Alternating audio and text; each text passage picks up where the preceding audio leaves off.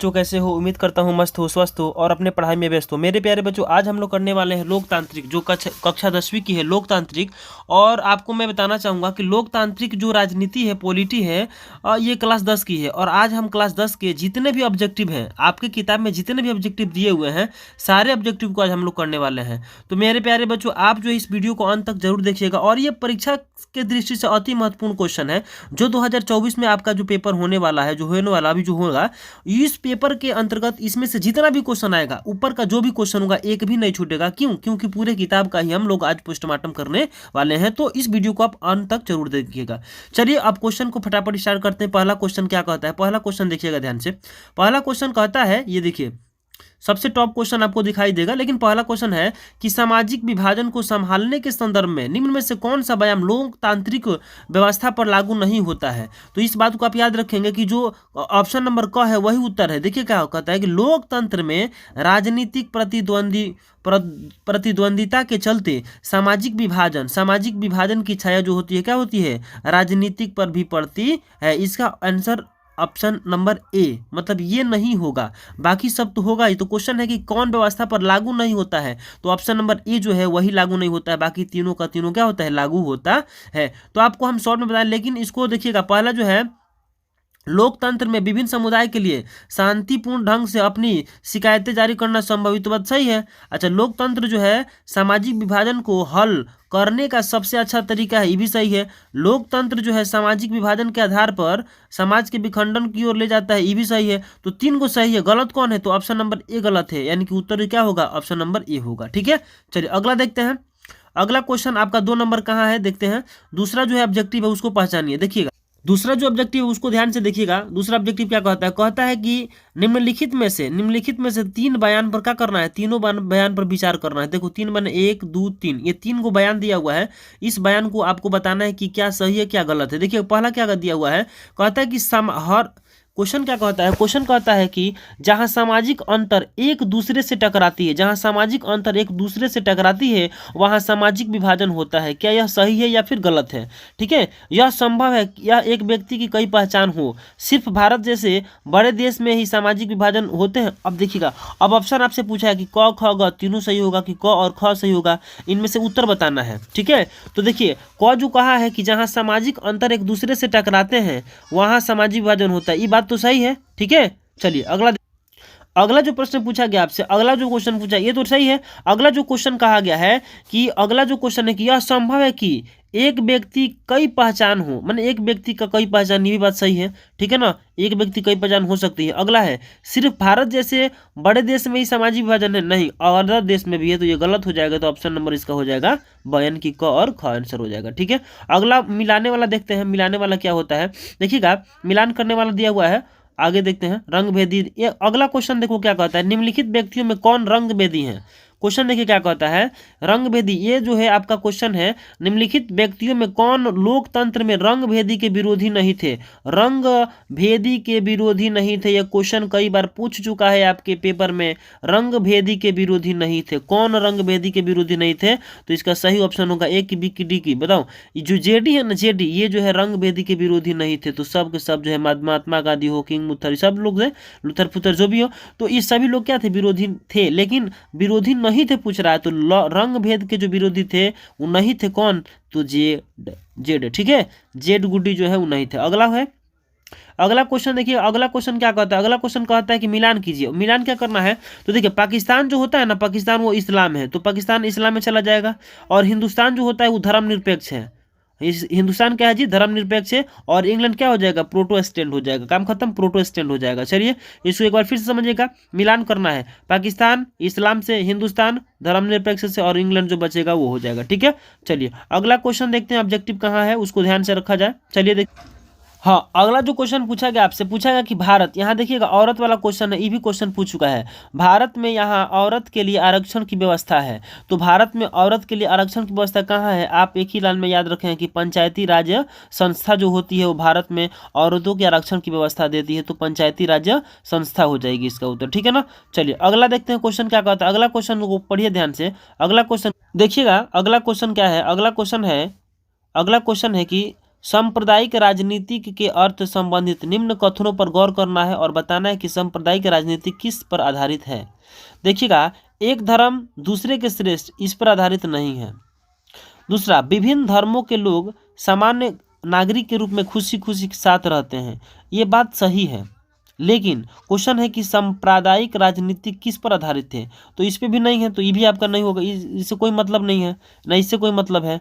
ठीक है, एक धर्म के अनुयायी एक समुदाय बनता है, ये ठीक है, लेकिन इससे कोई मतलब नहीं है राजनीति से। अगला है, एक धार्मिक समूह का प्रभुत्व सभी धर्मों का कायम रखने में शासन की शक्ति का प्रयोग नहीं किया जा सकता है, तो ये आपको जो है कहना गलत होगा। तो मतलब क्या होगा कि इसका सही जो उत्तर होगा ऑप्शन नंबर डी, यानी कि द। ठीक है, चलिए अगला क्वेश्चन देखते हैं। अगला क्वेश्चन आपसे क्या पूछा गया है? अगला क्वेश्चन पूछा है कि भारतीय संविधान के बारे में कौन सा जो कथन है सही है। थोड़ा दिखाई नहीं दे रहा है, लेकिन आप ध्यान दीजिएगा कि भारतीय संविधान के विषय में के संबंध में कौन सा कथन सत्य है, उसको बताना है। किसी धर्म, देखो सबसे नीचे लगे, किसी धर्म समुदाय में सभी नागरिकों को बराबर का अधिकार हो, यही संविधान बाबा साहब का मतलब होता है, तो इसका उत्तर यही होना चाहिए। तो ऑप्शन नंबर इसका जो है घ वाला उत्तर सही हो जाएगा। क्या कहता है कि किसी धार्मिक समुदाय में सभी नागरिकों को बराबरी का अधिकार होना चाहिए। ठीक है ना, ये उत्तर आपका सही होगा। अगला क्वेश्चन देखते हैं। अगला क्वेश्चन क्या होगा? अगला क्वेश्चन कहता है भरने वाला है, तो भरने वाला तो उतना अटेंशन नहीं लेना है। उसके नीचे देखिएगा, अगर भरना चाहते हो तो आप लिख सकते हो कि डॉलर पर आधारित विभाजन सिर्फ भारत में है, तो किस पर? देखो भाषा के आधार पर है भारत में, जो लिखना होगा अगर लिख लो, भाषा के आधार पर है, भाषा के आधार पर है, क्षेत्र के आधार पर है, संस्कृति के आधार पर, धर्म के आधार पर, जाति लिंग भेदभाव के आधार पर जो है ये भारत में क्या है, विभाजन है। ठीक है, चलिए अब क्वेश्चन को मिलाते हैं। अब क्वेश्चन को मिलान करना है। देखिएगा, पहला क्वेश्चन कहता है कि अधिकारों और अवसरों के मामले में स्त्री और पुरुष बराबरी करने वाला जो व्यक्ति होता है उसको क्या कहते हैं? अधिकार के मामला की बात की जाएगी, जब अधिकार की बात की जाएगी, स्त्री की बात की जाएगी, तो जब बराबरी की जो पूरा करने वाली होगी वो कौन होगी? जो स्त्री होगी वह क्या होगी? वो नारीवाद होगी, माने नारीवादी लिख देंगे। इसको उत्तर क्या हो जाएगा? ये हो जाएगा। अगला है धर्म को समुदाय का मुख्य आधार मानने वाला व्यक्ति। जो धर्म को समुदाय का मुख्य आधार मानने वाला व्यक्ति क्या कहलाता है? धर्म को समुदाय का मुख्य आधार मानने वाला व्यक्ति जो होता है वो सांप्रदायिक कहलाता है। क्या कहलाता है जी? सांप्रदायिक कहलाता है। ठीक है, अगला है कि जाति को अगला हम लेते हैं एक दूसरा, हाँ अब ठीक है। जाति को समुदाय का मुख्य आधार मानने वाला, जाति को कह रहा है क्वेश्चन की जाति को समुदाय का मुख्य आधार मानने वाला व्यक्ति क्या होता है? तो वह जो होता है वो जातिवादी होता है। अगला क्वेश्चन है, अगला पॉइंट लेना है दूसरे कलर से। ठीक है, अगला देखते हैं। अगला ये रहा, कहता है कि व्यक्तियों के बीच धार्मिक आस्था पर आधार पर भेदभाव न करने वाला को क्या कहते हैं? धर्मनिरपेक्ष कहते हैं। उसे कोई मतलब नहीं है, उसी को धर्मनिरपेक्ष कहा जाता है। ठीक है ना, इसको याद रखिएगा। ऑप्शन ए की बी की सी डी सबका शेड्यूल कर दिया गया है। चलिए अगला क्वेश्चन देखते हैं। अगला क्वेश्चन क्या, यही बुक आपको पढ़ाया जा रहा है बाबू, लोकतांत्रिक। ठीक है ना, ध्यान रखिएगा, ये पूरे किताब का जितना भी ऑब्जेक्टिव होगा 100-200 जितना भी है सारा को अब खत्म करने वाले हैं। एक पार्ट खत्म हो गया, अब हम लोग चलेंगे धीरे धीरे 2 पार्ट में। 2 पार्ट का नाम क्या है? तो सतह से साझेदारी, इसका जो है आप याद रखेंगे। चलो दूसरा देखते हैं ऑप्शन, और ये जो है आपका क्या है? चलिए अब देखते हैं क्वेश्चन नंबर। देखिएगा, क्वेश्चन कहता है सही विकल्प को चुनना है, ऑब्जेक्टिव क्वेश्चन है। संघ राज्य की विशेषता नहीं है, संघ राज्य की विशेषता नहीं है, कौन है बताइए? चलिए क्वेश्चन बताइए। क्वेश्चन क्या कहता है कि संघ राज्य की विशेषता नहीं है। देखिएगा, जो संघ राज्य की विशेषता की बात की जाएगी तो लिखित संविधान है, शक्तियों का विभाजन भी है और सर्वोच्च न्यायालय भी है, तो हमारे यहाँ तीनों चीज़ है। लेकिन कहता है कि संघ राज्य की विशेषता नहीं है, तो इकहरी शासन व्यवस्था अपने यहाँ नहीं है। तो इकहरी शासन व्यवस्था, इसका मतलब यही गलत होगा। ये सब तो सही है, लेकिन हमको ऑप्शन एक ही ना चुनना है जी। तो ऑप्शन नंबर जो इसका सही उत्तर होगा ऑप्शन नंबर ग। ठीक है ना, ऑप्शन नंबर सी जिसको बोलते हो इकहरी शासन व्यवस्था, इसका सही उत्तर होगा। संघ राज्य की विशेषता नहीं है तो इकहरी शासन व्यवस्था। अगला क्वेश्चन देखिएगा, अगला क्वेश्चन क्या कहता है? क्वेश्चन कहता है कि संघ सरकार, ये नहीं लिखा है जी, संघ सरकार का उदाहरण कौन है? तो संघ सरकार का उदाहरण आपको याद रखना है कि अमेरिका है। संघ सरकार का उदाहरण कौन है? अमेरिका है। अगला क्वेश्चन ये रहा आपके स्क्रीन बोर्ड पर, कहता है कि भारत में संघ एवं राज्यों के बीच अधिकार का विभाजन कितने सूची में किया गया है? तो 3 सूची में किया गया। कितने सूची में किया गया? 3 सूची में। देखिएगा, तो 3 सूची कौन है? संघीय सूची, राज्य सूची और समवर्ती सूची। इसका सही उत्तर क्या होगा? ऑप्शन नंबर ए की बी किसी, ये बी वाला ना, ये क के बाद ख। ठीक है, 3 सूची है, याद रखिएगा। अगला क्वेश्चन कहता है कौन कथन सही है? देखिएगा, कौन कथन सही है? देखिए क्वेश्चन कहता है सत्ता की साझेदारी के लिए सही है, और सही है तो क्यों सही है, क्योंकि इसका सही उत्तर देखिएगा, यह विविधता को अपने में सिमेटता है, गलत। देश की एकता को कमजोर करता है, बिल्कुल गलत। फैसले लेने में देरी करता है, ये भी गलत ना। विभिन्न समुदाय के बीच टकराव को कम करता है, तो विभिन्न समुदाय का जो टकराव है उसको कम करता है, तो सत्ता की साझेदारी में सही होता है। काहेला, क्योंकि वो विभिन्न समुदाय के जो टकराव होते हैं उसको कम करता है, तो ऑप्शन नंबर इसका डी सही हो जाएगा। ठीक है ना। चलिए अगला देखते हैं, अगला क्वेश्चन क्या कहता है। अगला क्वेश्चन ये रहा आपके स्क्रीन बोर्ड पे। संघवाद लोकतंत्र के अनुकूल होता है, संघवाद लोकतंत्र के अनुकूल होता है, इसका सही उत्तर क्या होगा। देखिएगा, संघीय शासन व्यवस्था सरकार की शक्ति को सीमित करती है, ये इसका मतलब नहीं है। ऑप्शन नंबर ग मार दीजिएगा, इस बात को आप ध्यान रखिएगा। फिर से देखिएगा, क्वेश्चन क्या कहता है कि संघीय लोकतंत्र के अनुकूल, तो पढ़िएगा कि संघवाद इस बात की व्यवस्था करता है कि शासन व्यवस्था के अंतर्गत रहने वाले लोगों में आपसी जो है सौहार्द एवं विश्वास को क्या करता है, उत्पन्न करता है, विश्वास रखता है। ये वाला आपका उत्तर सही हो जाएगा। ठीक है ना। चलिए, आपका 2 पार्ट क्लियर हो गया ऑब्जेक्टिव। अब 3 पार्ट का ऑब्जेक्टिव हम लोग देखेंगे। ठीक है। चलिए, 3 पार्ट का पहला ऑब्जेक्टिव आपके ये स्क्रीन बोर्ड पे है, इसको आप उत्तर दीजिए। चलिए, क्वेश्चन क्या कहता है, क्वेश्चन के हिसाब से आपको उत्तर देना होगा। सही विकल्प चुनिए, ऑप्शन ए की बी किसी। चलिए क्वेश्चन देखिए ध्यान से, और ऑफलाइन के बच्चे जितने हैं सबको याद है ये क्वेश्चन, तो आप जो है इसको फटाफट मारेंगे, मन में सोच लेंगे। जैसे क्वेश्चन आ गया, वर्ष 1975 भारतीय राजनीति में जो है किस लिए जाना जाता था, 1975 की जो राजनीति थी वो किसके लिए जाना जाता था, तो आपको याद है, तो आप मारेंगे खट से ना। इसका उत्तर ये होगा, ए की बी की सी डी। ठीक है ना। चलिए, और इसको कैसे याद रखने हैं आपको, जैसे ही आपका प्रश्न आपके सामने आता है उसका उत्तर आपके दिमाग में, उसका आंसर छपना चाहिए। देखिएगा, कहता है कि इस वर्ष आम चुनाव हुए थे, श्रीमती इंदिरा गांधी प्रधानमंत्री बनी थी। ठीक है। देश के अंदर अस्पताल लागू हुआ था, और देखो उस समय 1975 में थी, लेकिन उस समय जो कहता है कि राजनीति में किस तरह के लिए जाना जाता, काहे लिए जाना जाता था, तो देश के अंदर अस्पताल लागू हो गया था, इसी के लिए जो है भौकाल मचा हुआ था। ठीक है ना। तो देश के अंदर अस्पताल लागू हुआ था, ऑप्शन नंबर ग सही उसका उत्तर होगा। अगला क्वेश्चन देखिएगा, अगला क्वेश्चन ये वाला आपके बोर्ड पे। क्वेश्चन क्या कहता है, क्वेश्चन कहता है कि भारतीय लोकतंत्र में सत्ता के विरुद्ध जन आक्रोश, ठीक है ना, जन आक्रोश होगा। ठीक है। आक्रोश किस दशक के में प्रारंभ हुआ था, जो जन आक्रोश है वो 1970 के दशक, तो इसका option number B, option number B यही ना है जी, क और ख, तो इसको ए और इसको बी, इसको सी और इसको डी। 1970 के 10 इसका क्या हुआ था, प्रारंभ हुआ था, ये याद रखिएगा। अगला क्वेश्चन तो आपको याद ही होगा, सभी बच्चे का उत्तर बताइए। कहता है कि बिहार में संपूर्ण क्रांति का नेतृत्व की जब बात की जाएगी तो नीतीश कुमार थे नहीं, और इंदिरा गांधी नहीं थी, मोरारजी देसाई नहीं। ये वाला उत्तर सही होगा, जयप्रकाश नारायण इसका सही उत्तर होगा। ठीक है।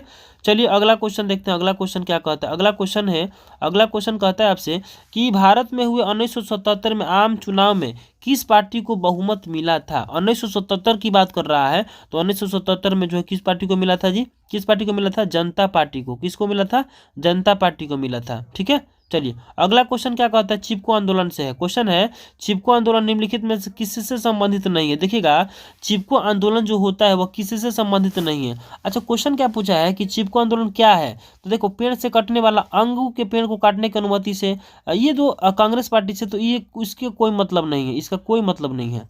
कहता है कि चिपको आंदोलन किसी से संबंधित नहीं है, इससे भी नहीं है, इससे भी नहीं है, इससे भी नहीं है, जो है वो है ऑप्शन नंबर क से, अंगू के पेड़ काटने की अनुमति से वो सहमत नहीं था, इसीलिए चिपको आंदोलन करवाया गया था। ठीक है ना। इसका सही उत्तर हो जाएगा क। अगला क्वेश्चन देखते हैं। देखिएगा, दलित पैंथर्स की बात जब करेगा, कार्यक्रम निम्नलिखित में से कौन से संबंधित नहीं है, तो जाति प्रथा का उन्मूलन, भूमि गरीब किसान की उन्नति, औद्योगिक मजदूरों का शोषण, या फिर दलित सेना का गठन, तो इसका सही उत्तर हो जाएगा दलित सेना का गठन। क्वेश्चन क्या कहता है, दलित पैंथर्स के कार्यक्रम निम्नलिखित में से कौन संबंधित नहीं है, तो दलित सेना का गठन जो है संबंधित नहीं है। अगला क्वेश्चन कहता है, देखिएगा ध्यान से, क्वेश्चन क्या बोला है, निम्न में से भारतीय किसान यूनियन के प्रमुख नेता। देखिएगा, भारतीय किसान यूनियन के प्रमुख नेता कौन है, ये जो हम लोग सेट बना रहे थे उसमें था ना, तो कौन है बताइए। सही उत्तर क्या होगा, डकैत ना जी, मदन महेंद्र सिंह, यही होगा।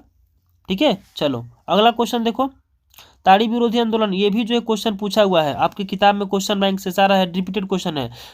ताड़ी विरोधी आंदोलन किस प्रांत से शुरू हुआ था जी? तो बिहार से तो हुआ नहीं था, उत्तर प्रदेश से भी नहीं, आंध्र प्रदेश से हुआ था। इसका सही उत्तर क्या होगा जी? आंध्र प्रदेश। आंध्र प्रदेश नेल्लौर जिला, दुबरगंडा गांव, ऐसा ही कुछ था। ठीक है, अगला क्वेश्चन देखिएगा। अगला क्वेश्चन क्या कहता है?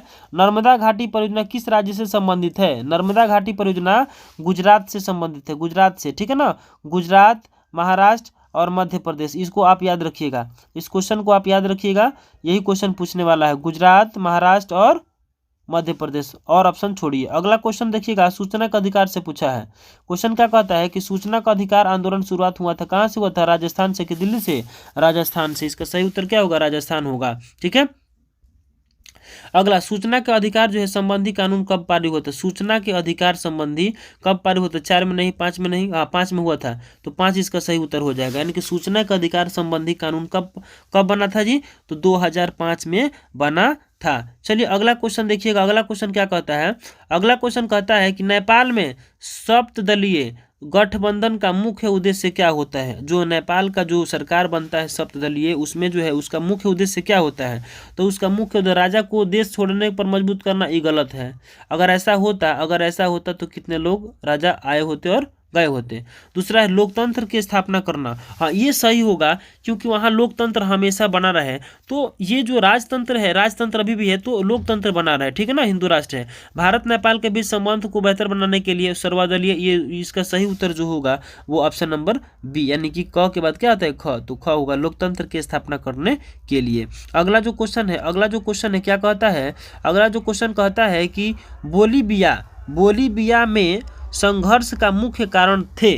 क्या कारण थे बोलीविया? आपको ऑप्शन 2 ही में से चूज करना है। देखिएगा ध्यान से, कहता है कि बोलीविया की जो बात की जाएगी, बोलीविया की जब भी बात की जाएगी तो पानी की कीमत में वृद्धि, पानी की कीमत से संबंधित है, तो पानी की वृद्धि हो जाएगा ना, पानी की कीमत में वृद्धि। ऑप्शन नंबर क सही होगा 13 का। ठीक है, चलिए अगला क्वेश्चन देखते हैं। अगला क्वेश्चन, पानी की कीमत, पेट्रोल की कीमत नहीं, पानी की कीमत। चलिए अगला क्वेश्चन है, श्रीलंका कब आज़ाद हुआ था? मस्ट भी क्वेश्चन है, इसको नोट कर लीजिए, याद कर लीजिए। श्रीलंका कब आज़ाद हुआ था? भारत 1947 में आज़ाद हुआ था। ठीक है ना जी, तो श्रीलंका कब आज़ाद हुआ? श्रीलंका 1948। क्या लिखिएगा? श्रीलंका 1948 में, श्रीलंका 1948 में आज़ाद हुआ था। ठीक है ना, आज़ाद हुआ। और राजनीतिक दल का आशय बताना है। 2 राजनीतिक दल का जो आशय होता है, अफसरों का नहीं, सेनाओं का नहीं, किसानों का नहीं, जो व्यक्ति के समूह जो होता है, उसी को हम लोग राजनीतिक दल का नाम देते हैं। ठीक है, अब अगला क्वेश्चन देखिएगा। अगला क्वेश्चन क्या कहता है? अगला क्वेश्चन आपसे बोला गया है कि निम्नलिखित में से कौन सा प्रमुख उद्देश्य प्रायः सभी राजनीतिक दलों का होता है? जो सभी राजनीतिक दलों का होता है वो क्या है? सत्ता प्राप्त करना, चुनाव लड़ना, या फिर सरकारी पद को प्राप्त करना। इनमें से कोई नहीं। देखो ये इसमें का उत्तर क्या होगा? देखिए कोई भी हो, सभी लोग अपने अपने सीट की गति की जो है परिचर्चा करते हैं, तो सत्ता प्राप्त करना सबके उद्देश्य होता है ना जी। देखिए सभी राजनीतिक दल क्या होता है? सब लोग चाहता है कि हमारा सरकार बन जाए, हमारा सरकार बन जाए। तो सभी राजनीतिक जितने भी दल होते हैं उनका काम क्या है जी? सत्ता प्राप्त करना, कि हमारा सरकार बन जाए। ठीक है, चलिए अगला क्वेश्चन क्या कहता है? अगला क्वेश्चन कहता है कि राजनीतिक दलों का नींव सर्वप्रथम किस देश में पड़ा था? राजनीतिक दलों का नींव जो था वो किस देश में पड़ा था? तो ब्रिटेन में पड़ा था। ये क्वेश्चन हम लोग जो 100 क्वेश्चन करवाए थे ना, उसमें ये पड़ा हुआ है क्वेश्चन, तो इसमें ज़्यादा कुछ समय देने की जरूरत नहीं है। चलिए अगला देखिएगा। अगला क्वेश्चन कहता है कि निम्नलिखित में से किसे लोकतंत्र का प्राण माना जाता है? मस्ट भी यही क्वेश्चन है, किसे प्राण माना जाता है? बताइए। संविधान को ना जी, तो आंसर क्या होगा? संविधान को कि राजनीतिक दल को? बताइए फटाफट, इसका दोनों में से कोई उत्तर बताइए कौन सा उत्तर सही होगा? सरकार नहीं होगा, न्यायपालिका नहीं होगा, राजनीतिक दल, या फिर संविधान? Option number C. आप बताइए क्या होगा? देखिए अगला क्वेश्चन। चलिए अगला क्वेश्चन कहता है कि निम्नलिखित में से कौन सा कार्य राजनीतिक दल का नहीं करता है? कौन सा ऐसा काम है जो राजनीतिक दल नहीं करता है? तो यह भी आया था, अभी क्वेश्चन आया था, चुनाव लड़ना, सरकार की आलोचना करना। चुनाव लड़ता है राजनीतिक दल तो सही है, सरकार की आलोचना भी करता है, प्राकृतिक आपदा में राहत भी थोड़ा बहुत दे देता है, अफसरों की बहाली संबंधित जो है नहीं करता। अगर इसके हाथ में दे दिया जाए तो देश बेच करके खाने में 2 मिनट का समय नहीं लगने वाला है। चलिए अगला क्वेश्चन क्या कहता है? अगला क्वेश्चन कहता है कि निम्नलिखित में से कौन सा विचार लोकतंत्र राजनीतिक दलों से मेल नहीं खाता है? तो इसका सही उत्तर क्या होना चाहिए? इसका सही उत्तर देश के विकास के लिए ऑप्शन नंबर ग उतारिए। इसका सही उत्तर क्या होगा? ऑप्शन नंबर ग। देश के विकास के लिए सरकारी नीतियों में राजनीतिक दल बाधा क्या करती है? उत्पन्न करता है। ठीक है, ऑप्शन नंबर ग इसका सही होगा। अगला देखिएगा क्या कहता है? अगला क्वेश्चन क्या कहता है? किस देश में बहुदलीय व्यवस्था नहीं है? बहुदलीय व्यवस्था नहीं है तो देखिएगा, बहुदलीय तो अपने भारत में है, बांग्लादेश में, पाकिस्तान में ये है, तो ब्रिटेन में नहीं होगा। तो इसका सही उत्तर क्या हो जाएगा? ऑप्शन नंबर ग। कब? यानी कि डी मान लीजिए, ब्रिटेन होगा इसका सही उत्तर। चलिए अगला अगला क्वेश्चन क्या कहता है? अभी जो सरकार बनता है, अभी कैसा सरकार बन जाता है देखिएगा ध्यान से। अभी जो सरकार बनेगा वो कैसा होगा?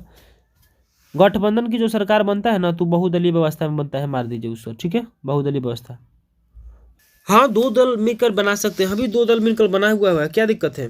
एक दल से अधिक होना चाहिए भाई, अब अकेले सरकार नहीं बन रहा है तो दूसरा बनाए। चलिए 23 का उत्तर हम बता देते हैं, आप देख लीजिएगा ध्यान से। क्वेश्चन है कि किसी भी देश में राजनीतिक अस्थायित्व के लिए निम्नलिखित में से क्या नहीं आवश्यक है?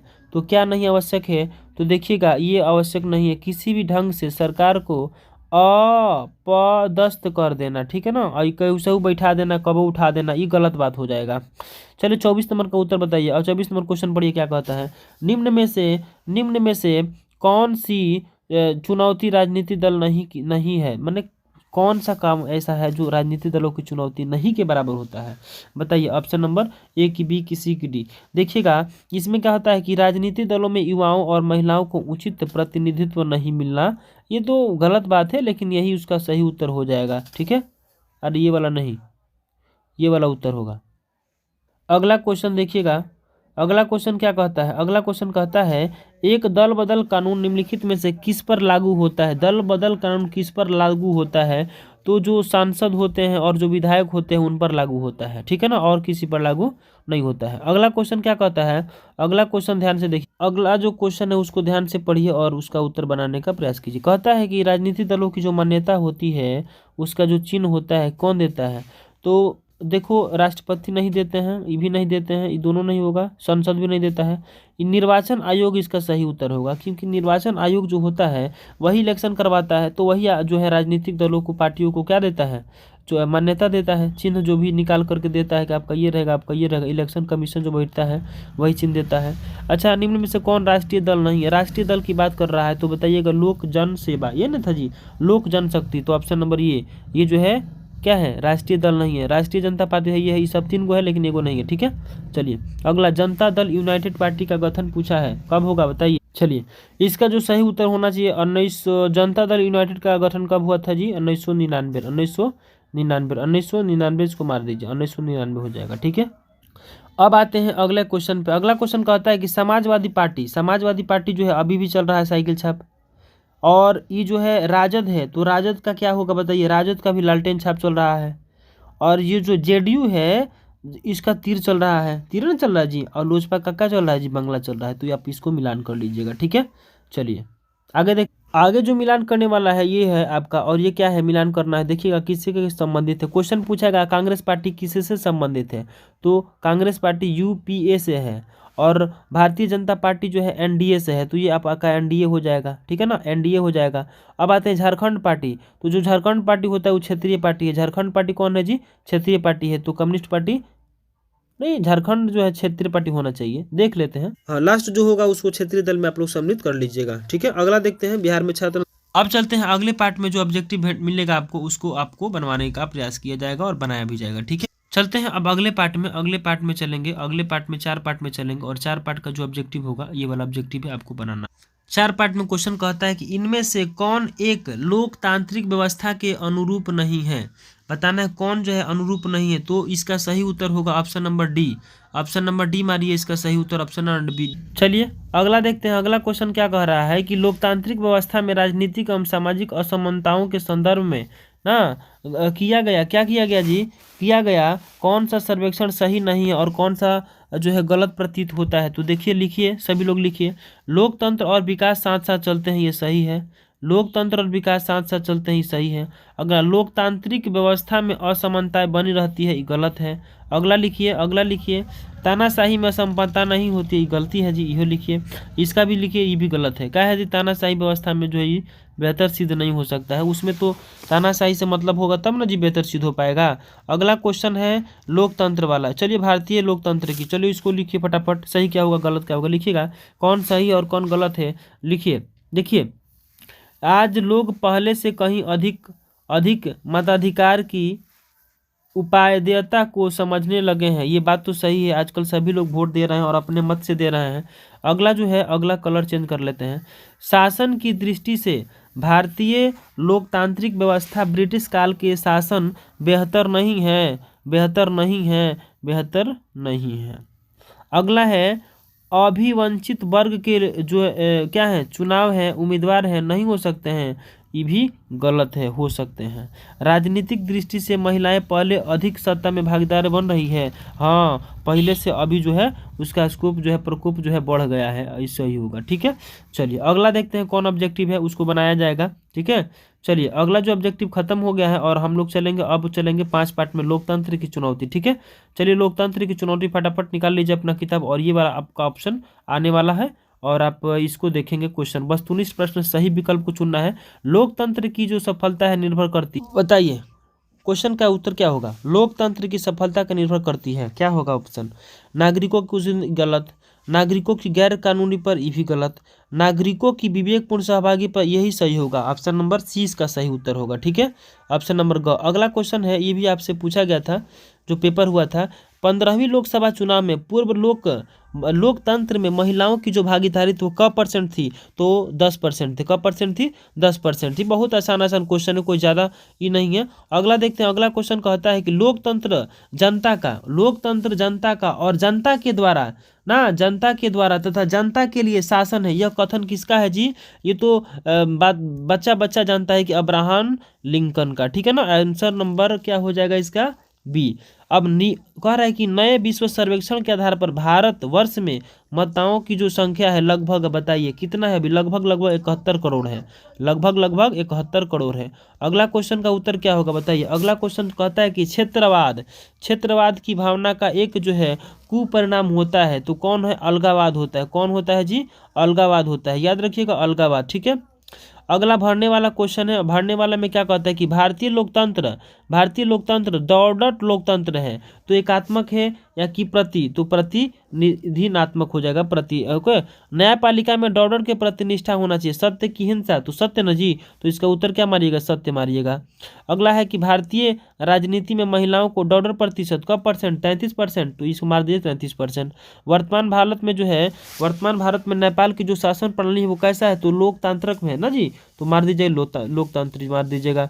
अगला क्वेश्चन क्या कहता है, 15वीं लोकसभा का उत्तर बताइए। 15वीं लोकसभा में यूपीए द्वारा 68 सीटों पर विजय प्राप्त की गई थी, तो 265 सीटों पर। ठीक है ना, 265 सीटों पर प्राप्त की गई थी। चलिए अगला क्वेश्चन देखते हैं कि है कि खत्म हो गया, 5 पार्ट तक खत्म हो गया। अब आपका किताब पूरा खत्म हो गया। अब बताइए, कम से कम 30 मिनट लगा आपके पूरे पॉलिटिक ऑब्जेक्टिव को पढ़ने में। ठीक है, पूरे पॉलिटी को आपको जो है लगभग 27-28 मिनट कवर कर लिया है। तो मेरे प्यारे बच्चों, आप ध्यान रखिएगा, आपको पूरे किताब का, पूरे पॉलिटी का, ये जो पूरा पॉलिटी आपको दिखाई दे रहा है, आपको जो पूरा पॉलिटी दिखाई दे रहा है, पूरे पॉलिटी जो खत्म हो गया। ठीक है ना, अब देखिएगा, थोड़ा सा बात करने वाला ये है कि ये जो मुलायम सिंह का पार्टी है, झारखंड पार्टी है, ये सब आप पार्टी को बारे में थोड़ा सा ध्यान रखेंगे, और आपका पूरा पॉलिटी, आपका ये राजनीति जो पूरा खत्म हो गया। मैं उम्मीद करता हूँ कि ये क्वेश्चन आपको अच्छे से समझ में आए होंगे। इसको 1 से 2 बार रिपीट करने के बाद आपकी परीक्षा में एक भी प्रश्न नहीं छूटेगा। ये मेरा बाबू दवा नहीं, गारंटी पेपर है। और आप समझते ही हो कि जब किताब वही है, सब कुछ वही है, प्रश्न यहीं से पूछता है, तो गारंटी देने की कोई मतलब नहीं बनता है। लेकिन फिर भी बच्चों को एक होता है ना कि जैसे वायरल क्वेश्चन है, ये है वो है, ये सारे बातें हैं जो बच्चे समझ नहीं पाते हैं और इधर उधर भटकते रहते हैं। तो कुछ होता नहीं है, जो बुक में है, जो आपके पास है, आप उसी को पढ़िए, आपका काम उसी से हो जाएगा और आपका काम जो है उसी से होगा और आपको जो है उसी से 100% सफलता मिलने वाला है। ठीक है ना, तो आप जो है अपने बुक पर, अपने आप पर विश्वास रखिए, अपने कलम पर विश्वास रखिए। जय हिंद, जय भारत।